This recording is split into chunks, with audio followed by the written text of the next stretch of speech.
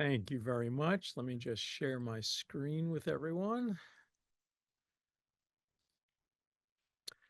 And so today's presentation is on adaptogens. And adaptogens is one of these terms, it's a relatively modern term, that has become popular.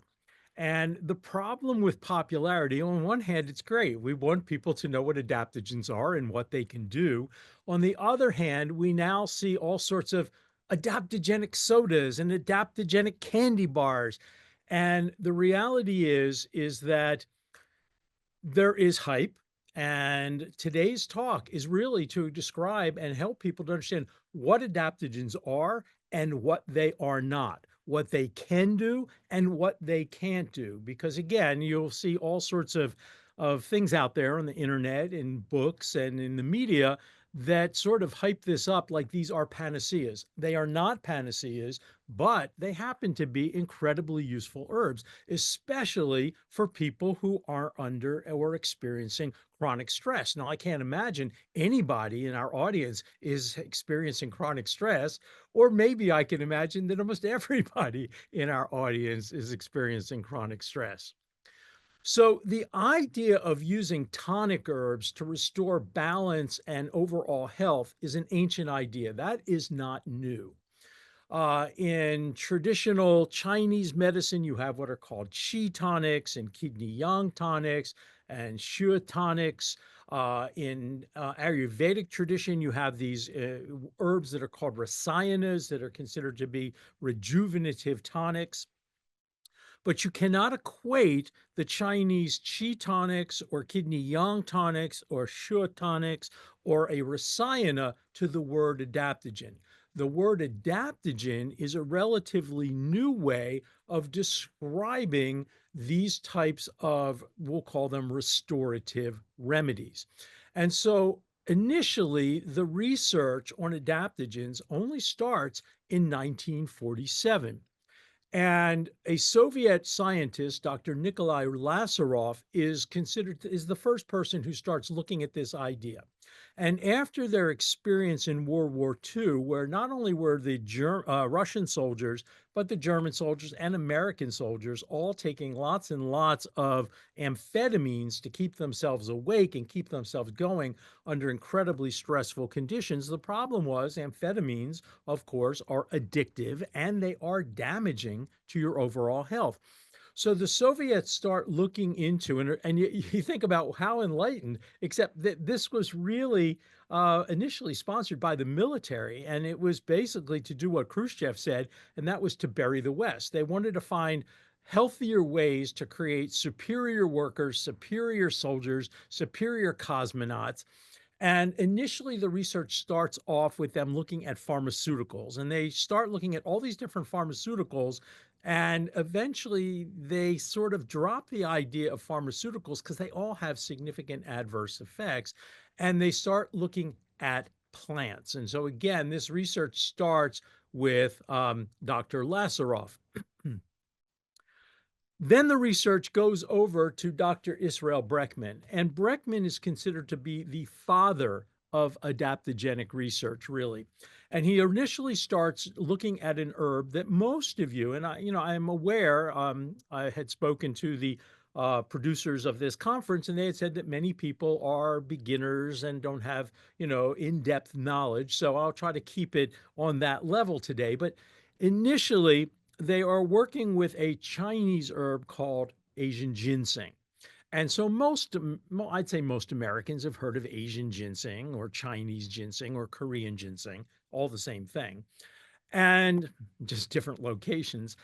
And they start working with that. And you would assume that the Chinese were a socialist republic and the Soviet Union was a socialist republic. And you would assume that they were sort of buddies, but they were not. Unlike today, where they have signed treaties of friendship and things like that, back then, the two largest standing armies in the world were in each other's borders. They did not trust each other. And so the last thing that the Soviets wanted to do was to pay the Chinese very hard-won Western dollars because the Chinese would not accept Russian rubles, which were basically worthless. And so they would only take Western dollars. And so eventually, while the research is progressing nicely with Asian ginseng, they don't want to use something that they themselves cannot access inexpensively.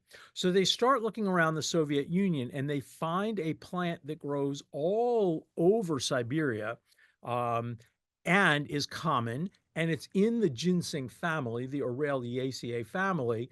And that plant is today called Eleuthero, Eleutherococcus senticosus. Although when it was introduced into the United States, it was introduced as Siberian ginseng. It is not a true ginseng, but that was a sort of more of a marketing tool. So this is the plant that they initially start really focusing their attention on.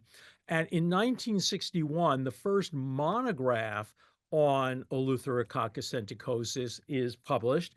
And this really, again, starts this whole search for not only looking at, how this plant can be used, but other plants that have similar activity. In 1969, Dr. Breckman and Dr. Dardamoff defined the general pharmacological properties of an adaptogenic substance. And so initially, and this is in 1969, the definition is relatively simple. Number one, the substance is relatively non-toxic to the recipient. Now, barring an allergic reaction, because you can have an allergic reaction to anything, any herb, any food, any cosmetic, any pharmaceutical, or an idiosyncratic reaction, which is just a odd reaction that you have that's, kind of unique to you. These herbs used in their normal therapeutic dose are non-toxic. That's number one. Number two, adaptogens have a non-specific activity that acts by increasing resistance of the organism to a broad spectrum of adverse biological, chemical, psychological, or physical factors. So therefore, they basically create what they call a non-specific state of resistance. It doesn't matter whether the stress is due to extreme weather, noise, psychological phenomenon, anxiety, hard work. Regardless of the source of the stress, it helps you to adapt and have a more appropriate stress response. And then number three, these substances tend to regulate or normalize organ and system function within the organism. And this is what is called an amphoteric or biphasic effect. If a system is overactive, it helps bring it back to baseline. If it's underactive, it helps bring it back to baseline. And while this is true, it doesn't mean that they do this for every system in the body. And I'll explain a exception to this later on when we cover the herb ashwagandha, which has become quite popular over the last maybe say 10 years. So there have been multiple theories proposed over the decades as to how adaptogens work. And Dr. Dardamoff and Dr. Korian argued that adaptogens function primarily due to their antioxidant and free radical scavenging effects. That theory was quickly shown not to be accurate because, in fact, with a small number of exceptions, most of the herbs we recognize as adaptogens today are not particularly profound when it comes to quote unquote antioxidant activity. And I say quote unquote because antioxidants don't really exactly do what most of us think they do. We think they're all quenching free radicals, when in reality, most of them are actually upregulating genes called the antioxidant responsive element or response element that creates a systemic anti-inflammatory effect. So that's not primarily why they are working. Later research by Dr. Panosian, who is today probably the world's greatest, foremost authority on adaptogens, showed that this comes out in the 1990s, that adaptogens are primarily working by affecting two of the major regulatory systems in the body. The first one is called the HPA axis, the hypothalamic pituitary adrenal axis, and this is the interface between the nervous system, the endocrine system, the immune system, the enteric brain, the gut brain, certain endocrine functions that occur in the heart, the reproductive system. So it has activity throughout the entire body. And a second system called the SAS, which is the sympathoadrenal system. This is your fight or flight mechanism. So therefore, adaptogens modulate our response to stress both, again, physical, environmental, or emotional, and help regulate, again, these interconnected systems. And so we now know that even though the first three things that define an adaptogen, relatively non toxic, help create a non-specific state of resistance to stress, and have a systemic amphoteric effect, those are still all true. We understand that there are many things that can do those first three, but do not necessarily do the things that I'm going to tell you about now, including affecting the HPA axis and or the SAS. And in fact, most things that affect the HPA axis also, of course, affect the SAS. This re-regulation of a disordered or highly stressed system is basically due to the upregulation or downregulation of a whole range of what are called metabolic regulators. And these, I'm not even going to go into this, but these are hormones and glucocorticoids and cytokines, which can be inflammatory, pro-inflammatory, or anti-inflammatory. Neurochemicals such as serotonin and dopamine and sex hormones, and of course, the major stress hormones like cortisol. And so, this broad array of chemical activators helps explain why adaptogens have such broad ranging effects in the body, including many of them have anti inflammatory activity. Not necessarily all of them, some of them a little bit, some of them a lot. Some of them have antioxidant activity, some of them, not anything great. But many of them also have some anxiolytic activity or antidepressant activity or nervine, and I'll explain nervines in a little while, or immune amphoteric effects. And an immune amphoteric is something that re-regulates the immune system, whether it is hyperactive, i.e. allergies, hypoactive, i.e. cancer or chronic fatigue immune deficiency syndrome, or both. And when you see an immune system that's both hypo and hyperactive at the same time, that describes most autoimmune disease. So the most recent research, and this research starts coming out in 2009 through 2012, and this is by Dr. Panosian and Dr. Wagner. Dr. Wagner has passed away, but he was one of the foremost researchers in herbal medicine in Germany. Expands on the previous research, and they found that there are also cellular mechanisms for adaptogenic activity. And what adaptogens are doing, and again, I'm not going to go into too much detail because this can get rather complex, but adaptogens activate what are called chaperone molecules or molecular chaperones. And there are specific ones. For instance, there are 4 heat shock proteins, a fork head protein known as FOXO, as well as neuropeptide Y, and also nitric oxide. And what these compounds do is these are released by your body when you're under stress. So when you're under stress, these compounds are upregulated to help your body more effectively deal with stress. And these compounds also help prevent mitochondrial dysfunction caused by chronically elevated stress hormones, especially cortisol, which explains why adaptogens can be so useful for things like fibromyalgia and chronic fatigue immune deficiency syndrome, both of which have to do with mitochondrial dysfunction from long-term chronic stress and usually sleep disorders. So just to give you a little bit of understanding, what do these things do? So these heat shock proteins do some really cool things. Number one, they promote correct three-dimensional folding of proteins. Misfolded proteins are a major source of inflammation and degeneration associated with disease and aging.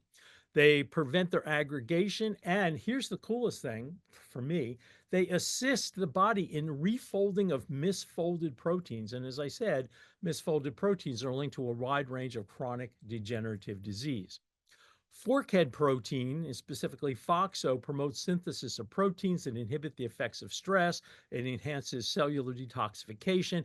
And at least in animal research, it has been shown to enhance longevity. Nitric oxide inhibits stress response, downregulates stress-induced activation of the immune, nervous, and endocrine systems, and neuropeptide Y is a neurotransmitter, and increased levels of neuropeptide Y reduce anxiety, inhibit pain perception, help to lower blood pressure, that it inhibits addiction and cortisol release while also upregulating expression of heat shock protein 72, which helps maintain homeostasis of neurons in the brain and other areas. So, I mean, and this is pretty amazing stuff, even if you're not versed in these things. I mean, what we are seeing is a wide range of cellular activity that basically, again, enhances overall health, reduces the damaging effects of stress, and what is called inflam aging, which is the chronic effect as we age of chronic inflammation and stress on the body. So the thing is, what we have come to understand is adaptogens act as stress mimetics.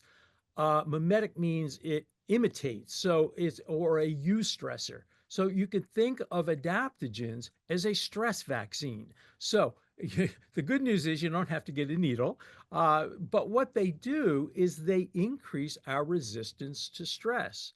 And regular mild stress creates an immunity to subsequent more intense stress. So this is kind of similar to regularly working out at the gym, which over time increases strength, stamina, and performance. But just like going to the gym, if you go to the gym for 5 years and you enhance muscle activity and circulation and all those things, if you stop going to the gym, eventually the effects wear off. And the same thing is true of adaptogens. So, as long as you take them, it has this beneficial effect. If you stop taking them gradually over a period of time, those effects wear off. Adaptogens also can downregulate a stress activated protein kinase known as junk, how appropriate, that is responsible for increasing inflammatory and oxidative compounds and decreasing ATP generation. ATP, of course, is part of the cellular Krebs cycle. So that is what adaptogens are. And in order for an herb to be an adaptogen, just so we understand, and one of the things you're going to find out, which may be a little bit surprising to many of you, because we see all the time, again, I was just recently at Natural Products Expo West, which is a really massive trade show out west, and I was out there to receive an award. And I'm walking around all the booths and I'm seeing people with signs, adaptogenic soda. And of course, I can't help it. I have to pick up the bottle and read the ingredients. And I'm reading through the ingredients and it's like, nope, nope, nope, nope, nope, nope. Oh, yeah.